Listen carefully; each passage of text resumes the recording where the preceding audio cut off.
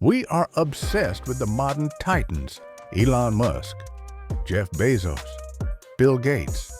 We track their jets. We count their billions. We put them on magazine covers. But what if I told you they are merely playing in a sandbox built by someone else? Forget the Forbes list. The real power doesn't scream for attention. It hides in the shadows. There is a dynasty so powerful that for 200 years they have allegedly financed wars, decided the fate of kings, and rewritten the economic history of the world. They don't appear on the list of the world's richest people because many believe they own the list. This is not just a story about money. It is a story about survival, manipulation, and absolute control. Welcome to the Empire of the Rothschilds.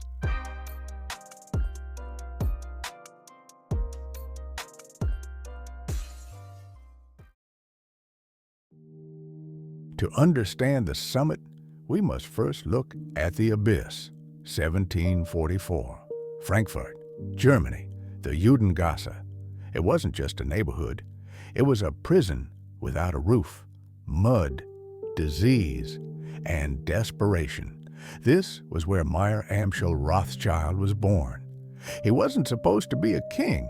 He was the son of a simple silversmith. But Meyer possessed something more valuable than gold. He had vision. While others saw coins as currency, Meyer saw them as information. He learned a critical lesson early on.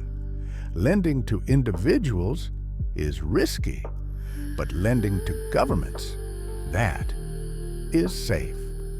Because governments have taxpayers, and governments always need money for war. He quietly became the court Jew, the man in the shadows handling the finances for Prince William of Hesse. But Meyer knew his empire would die if it stayed in Frankfurt, so he executed a master plan. 5 sons, 5 arrows. He sent them to the pulsating hearts of Europe.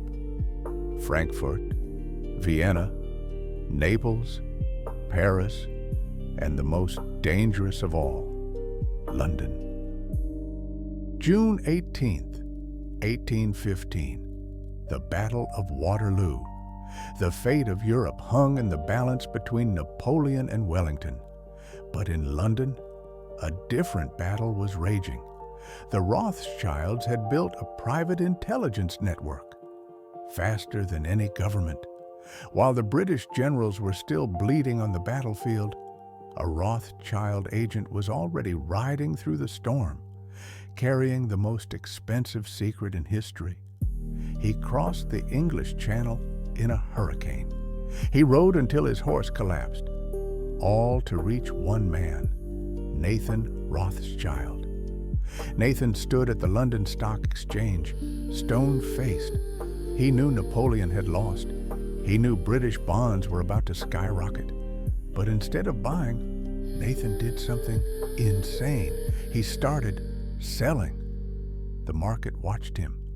"Rothschild is selling," they whispered. "Wellington must have lost. Napoleon is coming." Panic. Absolute, sheer panic. Everyone sold. They dumped their life savings. The price of British bonds crashed to the floor. Within minutes, the wealth of the British elite was wiped out. The market was dead. And then, at the very bottom, Nathan gave a subtle signal to his agents. Buy. Buy it all. When the official news of victory finally arrived, prices soared. In one single day, Nathan Rothschild didn't just multiply his fortune, he effectively bought England for pennies on the pound. But with unlimited wealth comes unlimited paranoia.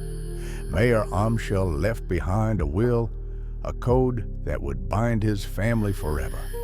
To keep the money concentrated, the family was forbidden to marry outsiders. Cousins married cousins, uncles married nieces, It was a closed loop of blood and gold.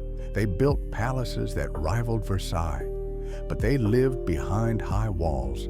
Silence was their greatest weapon. No audit, no public reports, just a private empire, growing quietly in the dark, generation after generation. As the 19th century roared on, so did their influence. They didn't just bank. They built the railroads that connected Europe.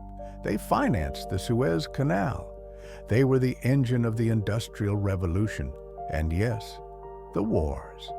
Historians have long debated the extent, but rumors persist for a reason. When two nations fight, both need money, and the Rothschilds were always there to check the credit score. It is said that Nathan once boasted, "I care not what puppet is placed upon the throne of England to rule the empire. The man who controls Britain's money supply controls the British Empire, and I control the money supply."